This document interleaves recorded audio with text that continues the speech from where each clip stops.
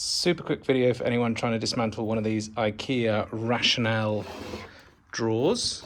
There you go, that's the name there. Because I searched the internet and I couldn't find the answer. This was driving me nuts. But basically, if you want to take the drawer front off, I found that you can get to this panel and you can align these guys so they're both the little arrows are pointing towards the dot in the middle. And I thought that would be enough. It still wouldn't come off. And it was driving me insane until I realized that you had to do one more step, which is to get this little cap to come off. Oh, no, it has to go up the top. And that is the locking mechanism that will let you then pull the drawer out. So if we do it on both sides. Oh, there we go. I'd already maybe done the other side. There we go. It comes out.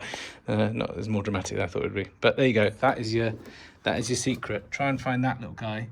Pull it out of that hole. Align the screws and the drawer should come out the drawer front.